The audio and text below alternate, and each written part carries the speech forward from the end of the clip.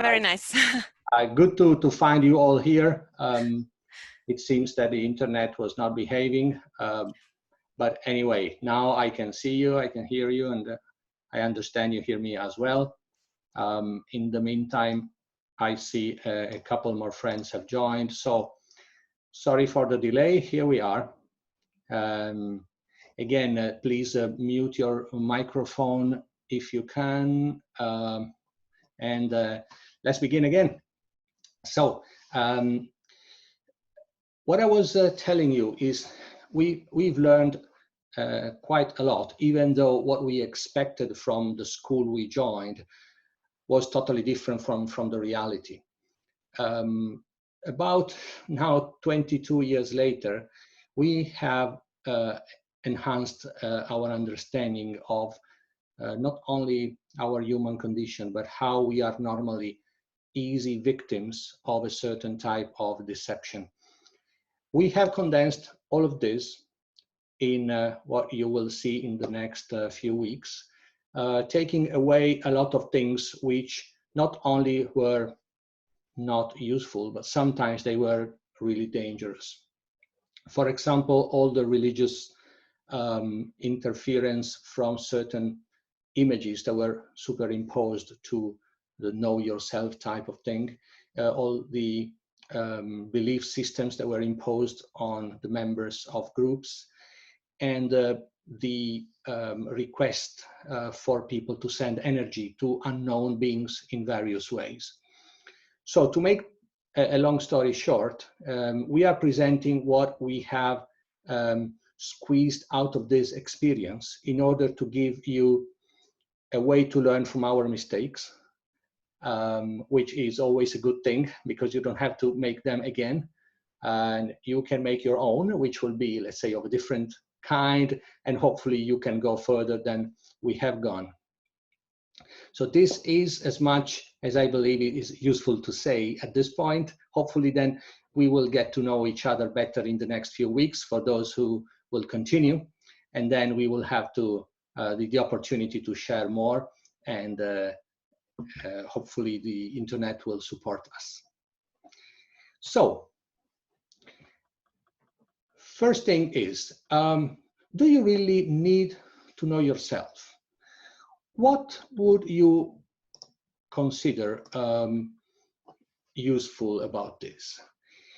The point of view of nature as, say, considering all mankind as an organ of a bigger creature, say the earth, for example. From the point of view of nature, the fact that a single cell that would be one of us is more or less awake doesn't really change things a lot.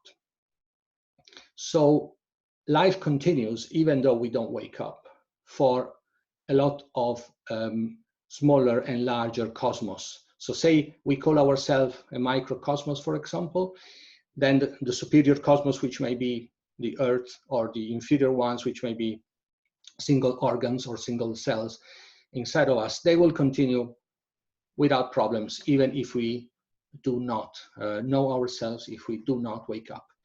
The big difference is from your own divine part, which lies deep inside of us, because we are somehow little seeds thrown into a ground which may be more or less fertile, and in which we may or may not blossom into something different.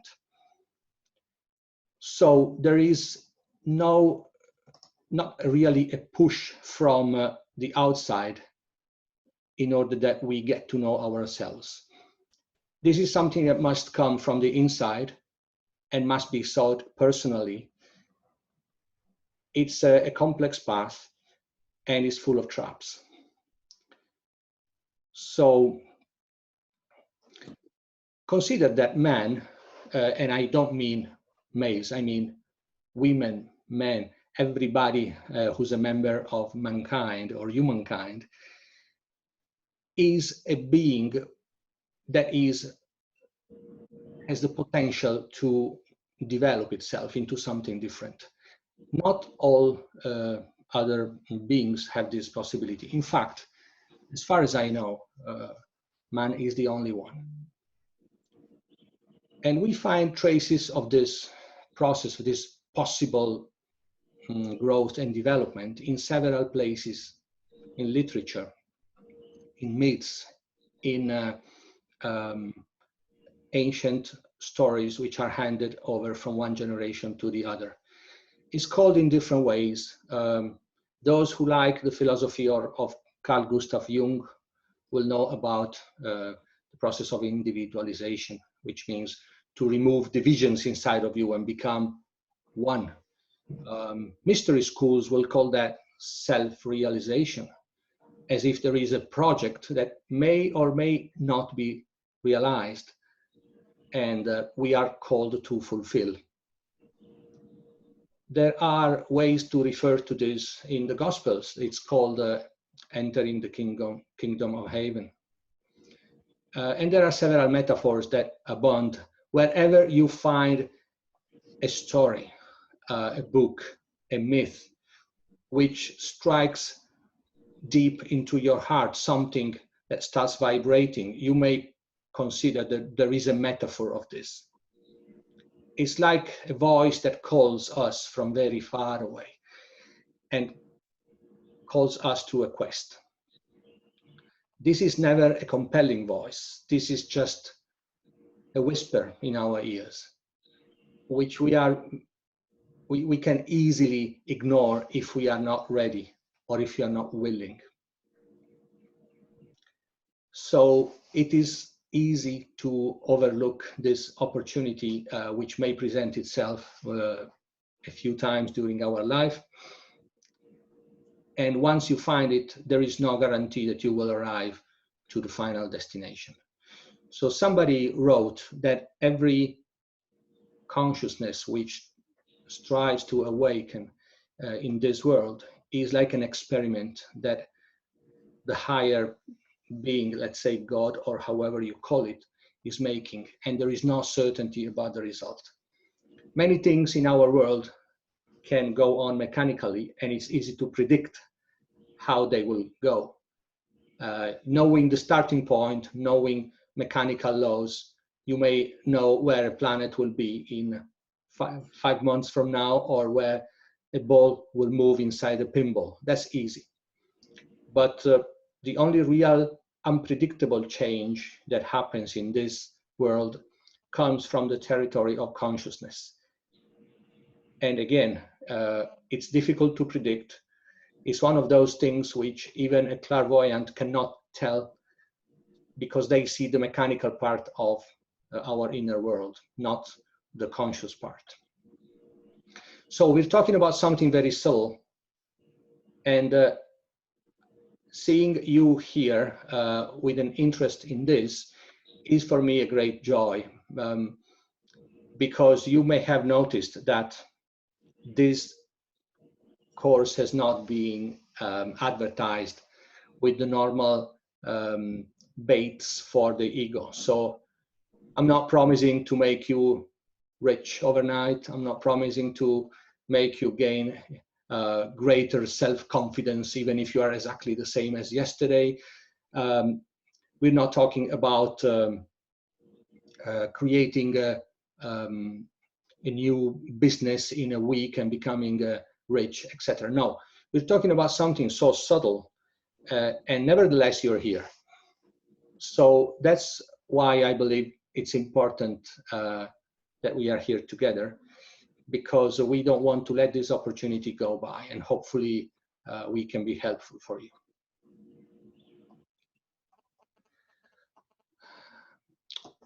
When we consider ourselves as mankind, so a group of beings on a planet, and subtle bodies inside more dense bodies, what are we doing here? There are some official explanations. There are ways to tell us that there is a divine project for us. Whoever has been in one of the mainstream religions especially for those in Europe that have been in the Catholic or Protestant church, they will know the official explanation. And they will know that if only you stop for a moment and try to reflect, that is not very satisfactory. The idea, for example, of eternal punishments for whatever sins you commit is just outrageous. And it's something that I personally reject totally. Also, the idea that you may be born with a lot of problems, say physically or mentally, and yet that's your only chance, and then that's it. Again, this is just a terrible way to describe our condition. Official religions have their own agendas normally, and you will see that the story that they give you, the official narrative, is designed in a way that you fit into the agenda and you provide a certain contribution to their owners, so to speak. I will be more precise on that in the following lessons. What I wanted to say is that on one side, religions give a very poor explanation. On the other one, science has a very hard time telling us what we're doing here. In the very worst case, it has a very materialistic explanation. So we are basically a bunch of cells which came together out of a random process. I feel very sorry for those who have this idea in their minds. I think it's one of those things that drag you down and keep you stuck to the, let's say, the lowest level of feelings that you can feel about what mankind is.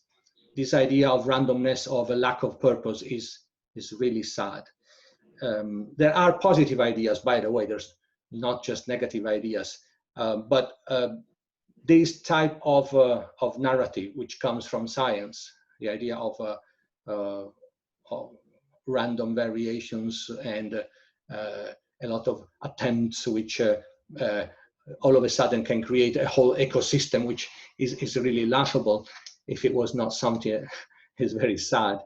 Doesn't really satisfy our curiosity. So if you have a sense of honest criticism towards these ideas, you will not be satisfied at all. There must be a better explanation. So one of the side effects of what we're doing here in these weeks, if you are so patient as to stay with us, is to give a hint at possible explanations and a better understanding. We can't just say everything at once, because one of the things that is necessary here is to build within you new categories in which you can think, new ideas which will help you to hang on the concepts in an orderly way. Otherwise, they would just fall onto a blank canvas and they couldn't find their position. So don't worry if this is not too clear now. It is very unlikely it may be so. Sorry, it's not an earthquake. It's just our camera that every now and then dances a little bit. There are a lot of clues that reality is more than meets the eye. And what I mean to say is, for example, the idea of an intelligent design in nature and in ourselves. Have you ever seen a treatise on anatomy, for example? A human eye, the way a human eye is made, the incredible amount of intelligence that is in a single little bit of our body. Or have you ever seen butterflies and the colors they have? Now that is pure beauty. And the idea that there must be some creator of some kind behind that is almost inescapable. There is something they say about Einstein, that he once called his friends for, I don't know if it was a dinner or something else, a social occasion. And on the table, at the center of the table, he had put a complex machine. And everybody was asking him, but what is that? And he said, oh, I don't know. I found it. I have no idea. And people were curious because it was obviously something pretty complex. And after a while, Einstein said, well, what do you think about this? And they said, somebody must have done it. It cannot come together by itself. So if you don't know about that, somebody else will. And he said, that's a nice way of thinking. Come out. And then he showed starry sky and said, now, what do you think about this? Now, the idea is there is a lot more. And even if we don't have a good explanation now, a complete theory now, we are entitled to say, well, I don't know, but my intuition suggests that there is something in that direction. That is a lot better than inventing an explanation and saying, oh, it all happened because of randomness, for example, because you are shutting a door for yourself.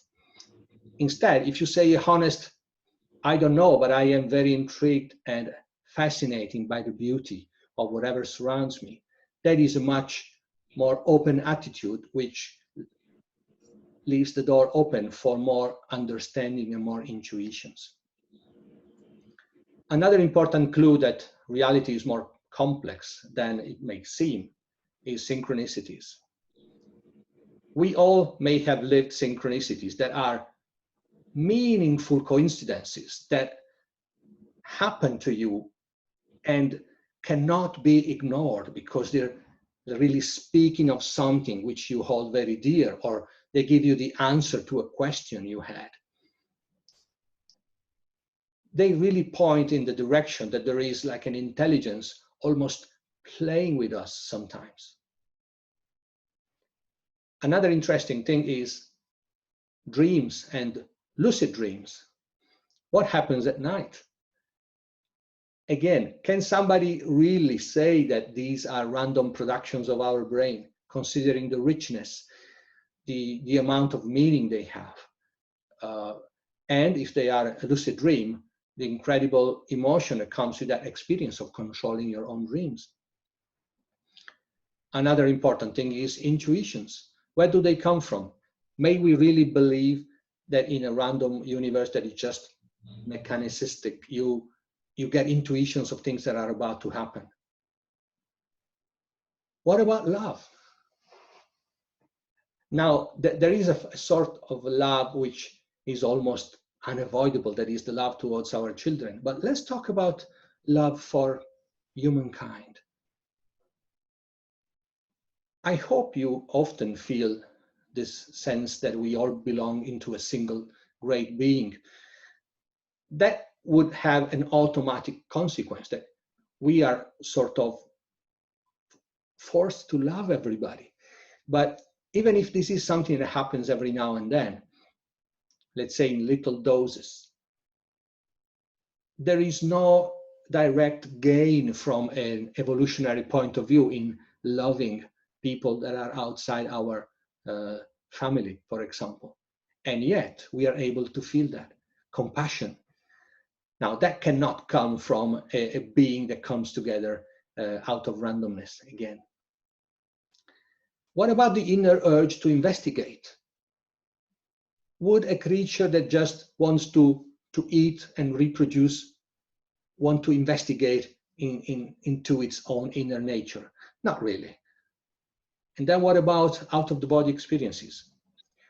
And what about paranormal effects? So there are hundreds of reasons why it is very intelligent to ask oneself, what is the true nature of reality? What am I doing here? I cannot be just a face on an ID card, a job title, and a few more pieces of information. I must be something a lot deeper. And I've been led to believe I'm just these things that some people call the straw man. So I find that there are several compelling reasons to start in a quest that will go inside. And normally, it is very rewarding to lead this quest onto two parallel roads. One is to understand the world around us, and the other one is to understand the world inside us. Doing only one of these will result in a partial understanding. What normally happens nowadays is that even people who are very much investigators by their nature, they tend to privilege the outer search, and sometimes discard or not consider the inner search. In a couple of weeks, you will understand why this is a very bad thing to do to ourselves. It is important that the two things go hand in hand and they go balanced. On the other hand, if you only do your inner search, you may become disconnected with the world. So it may be difficult to apply what you're learning onto the reality in which, for some reason, we are. So we need to balance the two things.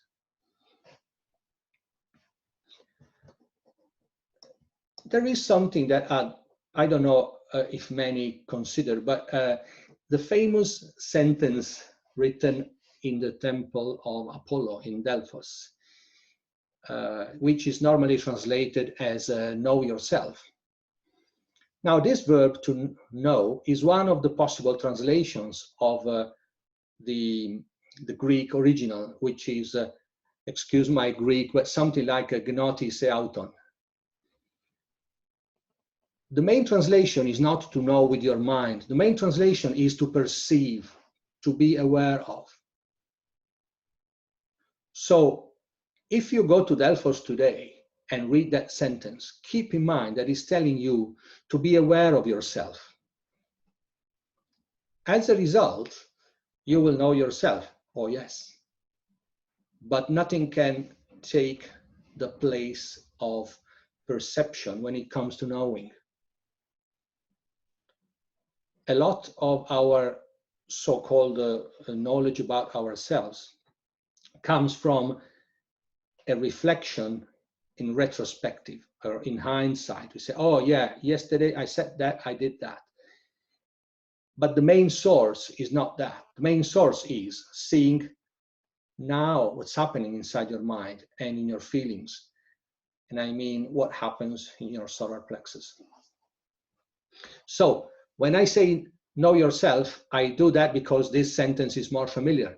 But you will see that what we really mean is start looking inside and perceiving yourself, because we have more senses than the usual 5 famous senses. And they are, I mean, the further ones are looking inside. And you can discover a lot of things in that way. So that will be the main core of our series of lectures here. It's pretty easy to find examples of how little we know about ourselves. And let me just point out a few for you. For example, misunderstandings with other people. Why is it so easy to not understand what somebody else needs or wants from us? Now that comes from the fact that the other person sees us in a way that is different from the way we see ourselves. Our friends often see things in us that we cannot see at all, and they can make fun of us, and they all agree that we are in a certain way. But when we are told, we say, oh, no, I'm not like that. And in fact, I am. Now, how come I may be so blind? Well, that is one example. The other one is we're not really in control of our mind. So what do I mean? Well, imagine you run this little experiment. You take a piece of paper, divide that in 2 halves, and on the left side, whenever you notice a thought in your mind, you write it if you had meant to think that thought. So if that was your intention to think of that and you see yourself thinking that, you put it on the left side. If you discover an idea in your mind that you didn't want to think, it just came, you write that on the right-hand side. Now, at the end of the day, guess what? The right-hand side is full and the left-hand side is empty. Because thoughts come to us from directions that we will try to understand, but they are not coming from our real self. Most of the times, the time we spend thinking is about rubbish or about things which are really damaging for ourselves and for those who are around us. Now, this fact by itself would justify a very deep reflection. Because starting from the fact that we don't know and don't control our mind, then the thoughts in our mind dictate our behavior. Our behavior dictates the shape of our life, our relationships. Now, starting from something which is out of control, what type of result do you expect? I think that's clear enough. But first of all, you need somebody to point this out and say, have you noticed that? And once you've been told, you can turn back. Now you know. So it is a problem that you need to face. And for many, this is never a problem in their lives. You just continue with automated thinking and the consequences. And then once something happens which is not of their liking, they say, oh, why is this happening to me? How come I am so unlucky? Well, then I would say, let's go back to your original thinking and see where it's coming from. There is a lot we will say and consider about this. So this is just a first sampler of why on earth we need to know ourselves. Well, we are seeing that basically the problem is because we are foreigners, we are strangers to ourselves. Sometimes we come out of this sleep and we have a moment of either enlightening or panic, depending on what's happening. Anyway, it's like, you know, when in the movie Matrix, Neo all of a sudden opens his eyes and realizes he's inside a bubble. Okay, something like that. So there are ways to make that process become more and more present in our lives. I mean, the act of going from sleep, even if we have open eyes, from waking sleep into being present. There are ways to make that happen intentionally and to keep this state for longer until this becomes the prevalent state. Normally, we are like this in waking sleep. So we will talk about that later on. So the core of it, of all this series of lectures is understanding why we want to do something, then doing something, and then seeing the effects, and then reinforcing on that. A couple of words may help you to see this is not really in opposition to anything else that you have done or want to do.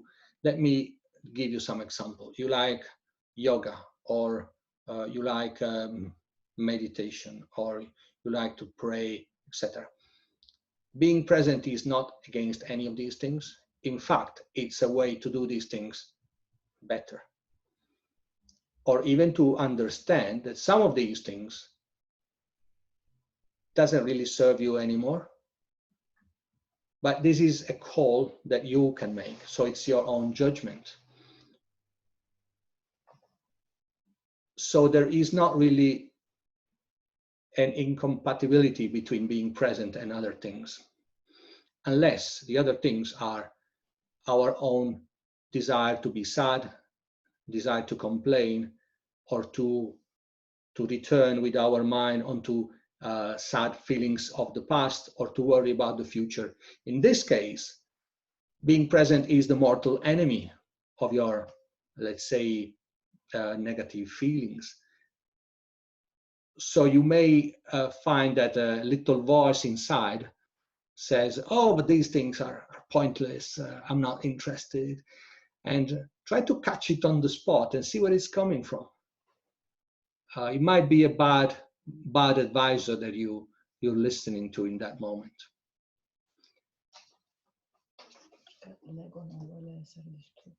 Yeah, every now and then my advisor, my wife Daniela, is helping me some integration. So the ego, she's reminding me, doesn't want to die.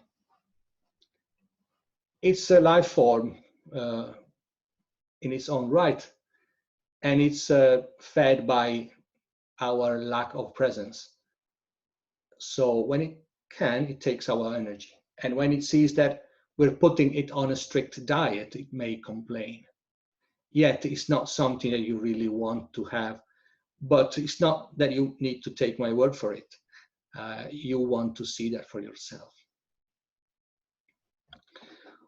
What can you expect at the end of this series of webinars?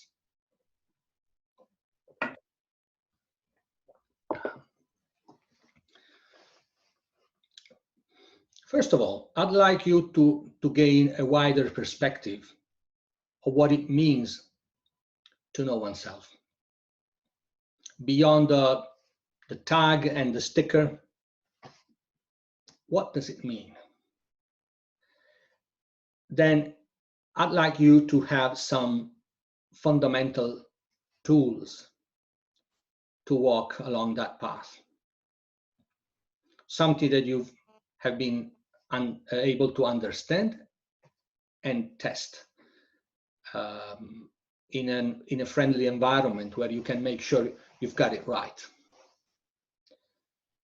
Also, I'd like you to be able to tell who your friends and your enemies are along the path, if you decide to walk that path.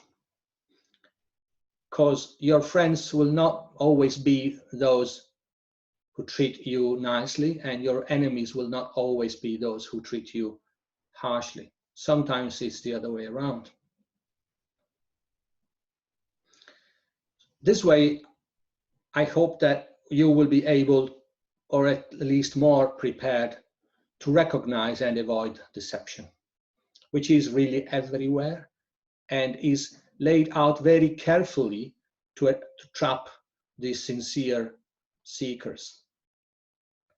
There is a few stories that I could tell you, and you may have similar ones, about how you get out of one trap and there's another one wide open in front of you.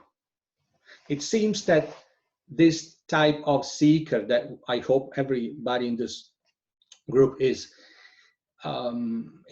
perceived as a sort of a threat by something that I will not name now, so that there are mechanisms in place to try and block it or divert his or her efforts, and then safely block this person, and especially their souls, into a sort of circle inside fake schools where they are harvested. More on that later. Going back to the results I wish you could have at the end of this series of seminars, you begin to see how we all have been programmed and how much we are influenced, not only by our own egos, but by foreign entities on whose nature we will have an opportunity to discuss.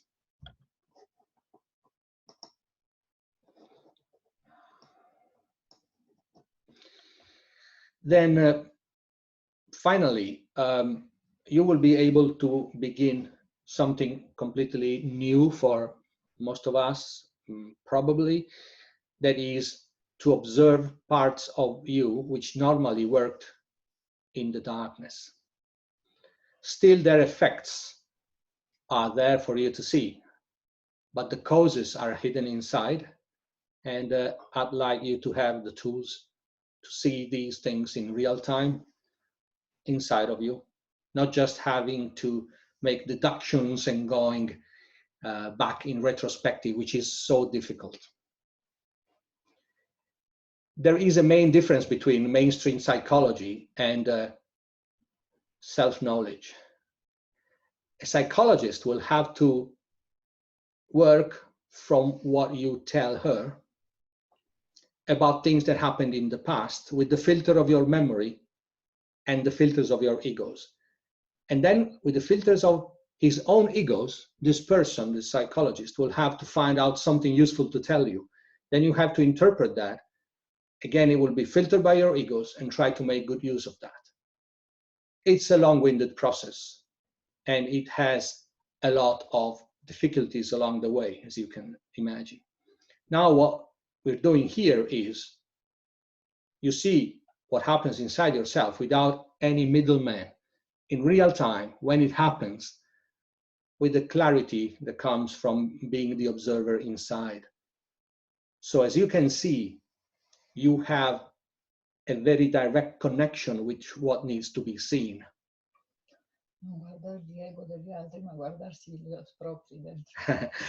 By the way, looking at and watching and enjoying the sight of other people's egos is a very common sport. We may derive a certain pleasure in doing so and say, oh yeah, he's like that. Somebody said, each time we point at someone saying, oh, he's like that, there's one finger pointing out and 3 fingers pointing towards ourselves. Now, make what you want of this, but I think it's an interesting remark. Finally, I'd like to mention what you can expect to happen during these weeks, apart from the webinars themselves. Well, hopefully more presence. That is, more often you will feel that you are in the moment. You may start noticing new things that have always been there, but that were never, let's say, in plain sight for you. Parts of your life or your habits or your relationships. You might see interesting synchronicities, so coincidences which cannot be explained rationally and still are loaded of meaning for you. And you will go like, ooh, this is trying to tell me something. And your dreams might carry unusual contents and emotions. Now, let me clarify one thing here. That's not because of who I am. That's because of who you are and the things you are discovering, because you make good use of these concepts. So whatever special happens in your lives, be sure it comes from your inner self. The role that I hope to have is just, let's say, sometimes a mirror, sometimes somebody who has walked this path earlier, so can share things that you may encounter later. I'm happy to be in contact during this period. If you want to write something through the email or you have a specific question, because not everything belongs to a chat that, or to a question asked in front of a group of people. So feel free to write me if you want. Happy to read your emails, and if time permits to reply to them all. Then at this point, I think I've done enough of talking and an introduction. So if you have questions and would like to either write them or speak up, as long as you want, I have time today. I have no particular commitments. So I believe I can give the microphone over to you. Raise your hand if you'd like, and I'll be happy to listen. Only raise your hands if you have the video on, of course. Otherwise, I can't see that. So, yes, go ahead. Can everybody see our, sorry, I can't make out your name because you Mary. have it. Sorry? Mary. Okay. Mary. Mayor. Yeah. Go ahead. Can everybody hear her? If they can't, it's probably me. This is my first time on Zoom. I'm amazed I got in. You know, if I may ask, one thing that always bothered me is, you know how sometimes when things happen in the whole world situation or your own personal, you wonder, where is the creator? You know, how it's always been a mystery to me for some reason how this stuff is allowed to happen. So, and maybe I know it's a growth process, but it seems harsh.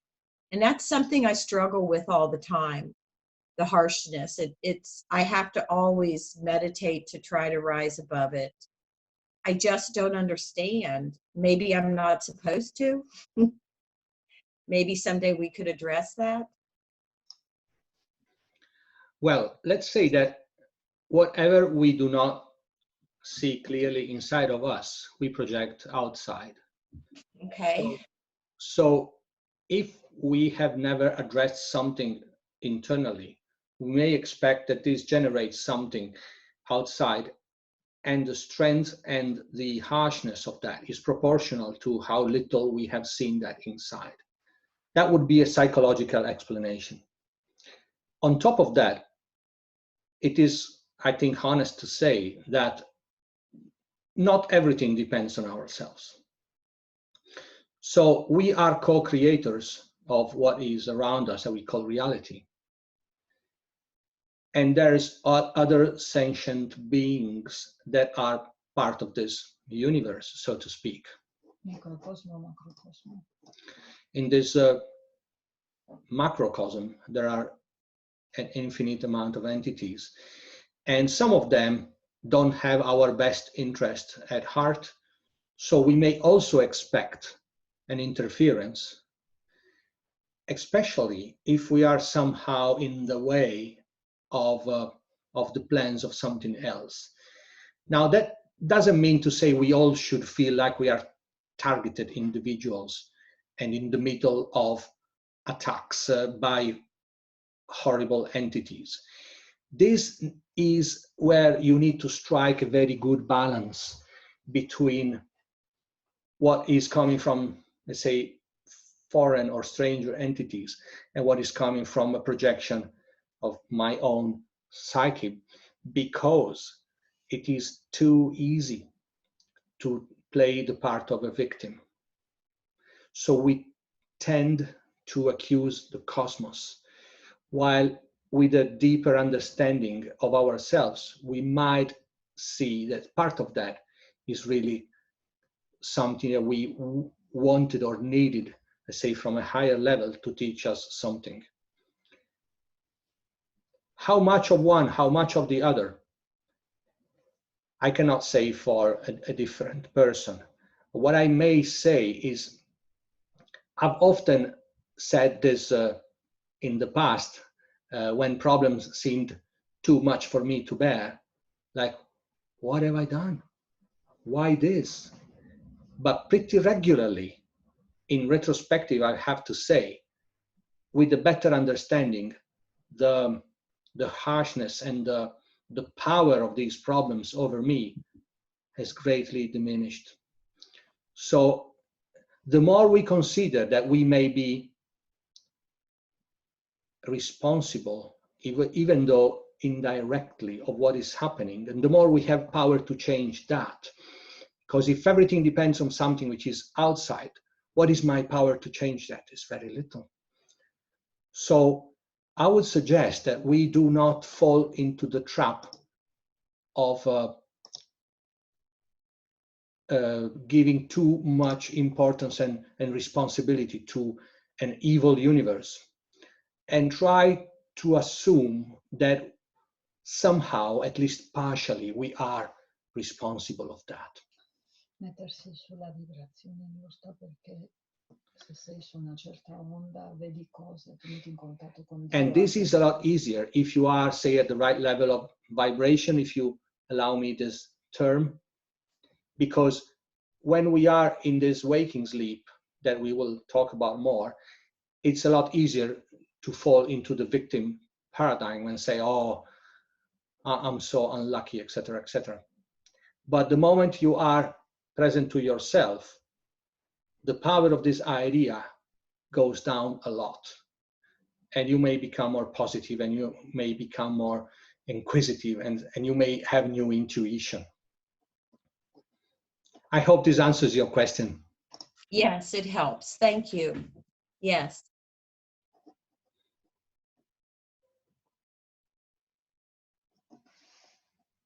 È come se...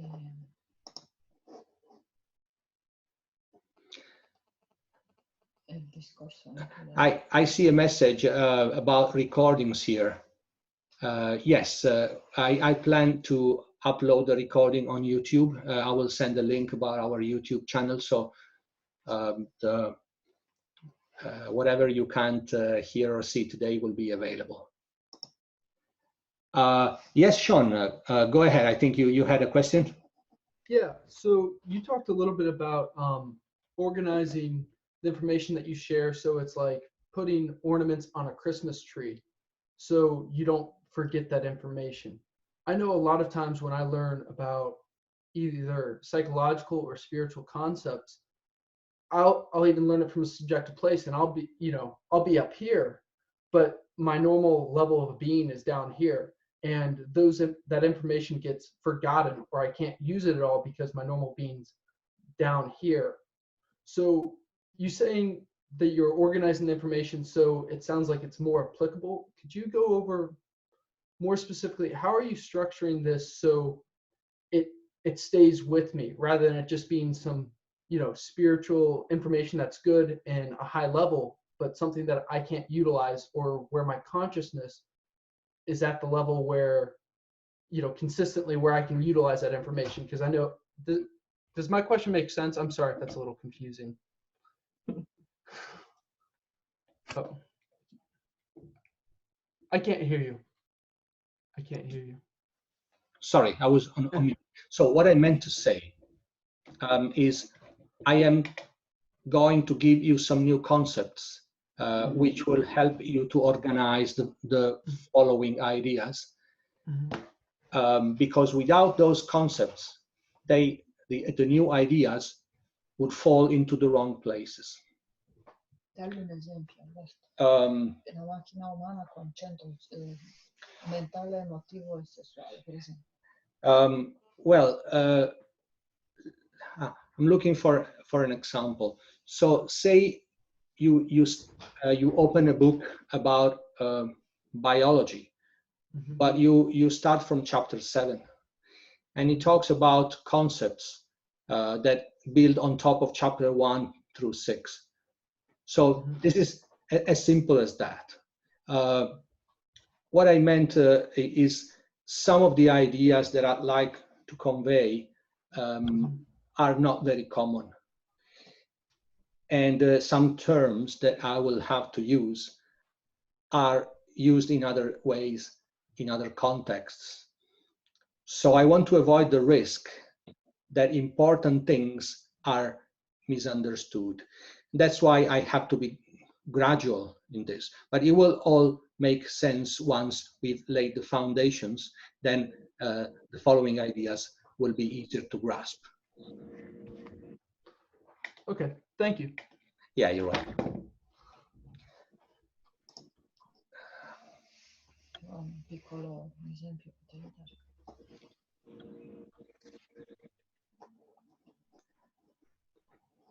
Well, I don't see any more hands up. For those who don't have the video turned on, I don't see any chats. So I believe we're ready to move on. And thank you for joining us today. I hope this was interesting for you. And when I say you, I mean you in capital letters. That is your essence. your ego might have been disturbed, and I'm happy about that. Hopefully your essence is in a good mood. It feels like a taste of something familiar. That is the feeling I had when I first joined a certain class a long time ago. Like, ooh, this is what I was looking for. And I hope that type of feeling somehow is with you today. Hopefully then I will see you again in a week from now. In the meantime, as we said, feel free to communicate or ask questions. Dargli un piccolo esercizio da fare in questi giorni. Yeah. If you still have a couple of minutes, I may suggest a little exercise for you to make. That is, when you are calm and you have a few minutes during the week, make yourself comfortable, close your eyes, and observe your thoughts. Mani rilassate. So be relaxed, let your body relax that it doesn't disturb you for say 3 or 4 or 5 minutes, and with your eyes closed, observe your thoughts. It's easy that once you see some of them, you will feel compelled to make comments and to judge them. Now, don't fall for that trap. The judgment that wants to be thought in your mind is just one more thought that you will need to observe. So it seems like a trivial thing, but you will see for yourself that it's not trivial. It is quite a fundamental thing for us. So it's not a meditation. We're talking about observing something that happens inside. And the reason why your eyes should be closed at the beginning is in order not to make this too difficult. But if you see it's pretty easy for you, open your eyes and see what happens first. Continue to watch your thoughts, please. Okay, so again, for those who could join later than the time of start, we will post a recording as soon as possible. Then hopefully I'll see you next week. Yes, thank you. I haven't figured out how to type yet, so thank you. Bye, everybody. You will find a chat button at the bottom of your Zoom window. That little square thing? I'm afraid to play with it. I might disconnect. Now, for those who want to follow 5 minutes more, we can also do the exercise together. But feel free to leave now. We are here available, so we can do that ourselves. Otherwise, I will see you in a week from now. Okay. Thanks, Alberto. I'm going to have to go now. Thank you. Goodbye, Ray. Thank you. Oh, and Bye. goodbye, everyone else. Sorry. Goodbye. Goodbye. Thank you. Goodbye, Columbus. Ohio.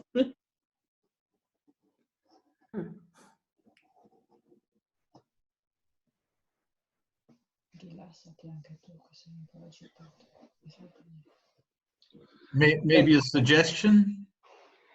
Yes, please, Johan. While you were gone for a few moments, a few minutes at the beginning, Yes. people had started to introduce themselves. So maybe those that haven't done that yet could do it now. Well, I wish this happened when we are all together, and unfortunately, some have left. Oh, some have left. Oh, next time then, yeah, sure. No Yeah, problem. yeah, but it's a very good idea. I was a bit short of time today because of some technical problems, but let's say that I'm happy for this to happen next week. Yeah, sure. Okay, so since I see you're still here, why don't we do a bit of an exercise together? Okay, I think you're all comfortable. So let's relax our body for a moment. I will stop my video so you're not distracted by my image.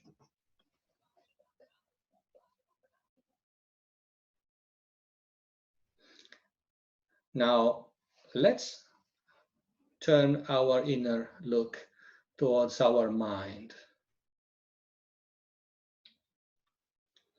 This is something that we are not accustomed to do, but you will notice that it's absolutely easy and possible. Look inside and don't let any comment be thought in your mind, just to look at that as well.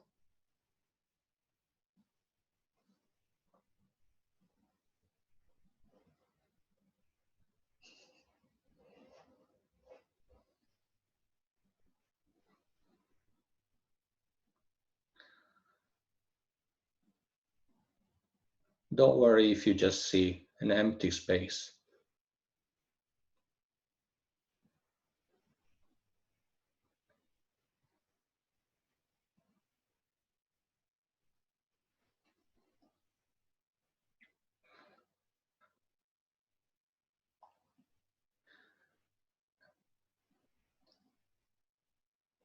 You may also look at your feelings. That means turn your inner look towards the center of your chest. See if something is moving there.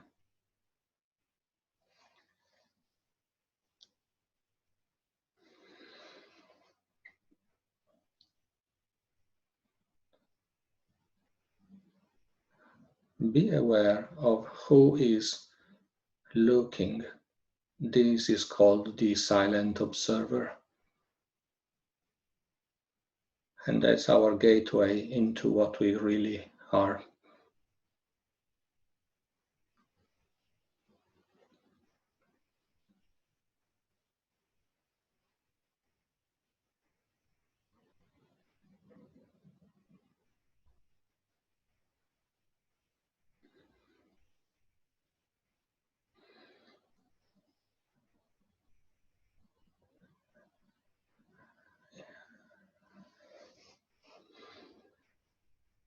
If you have practiced meditation,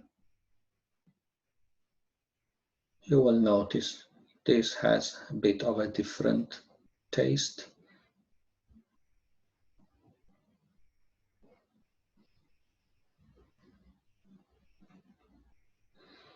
If nothing happens inside your mind, open your eyes, but don't forget you're looking inside.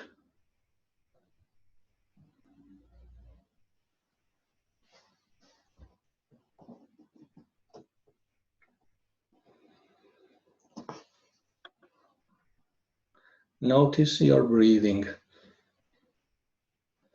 and your body posture.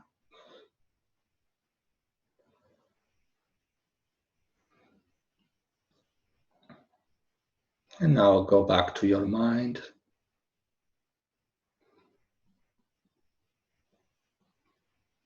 Don't let your thoughts catch you.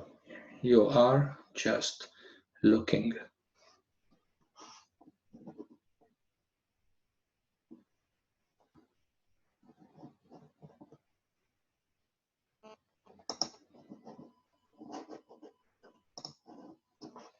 And now, gradually, returning contact with the rest of the world. If you can maintain that feeling of being present in your mind, see how long it lasts. Welcome back to the virtual reality.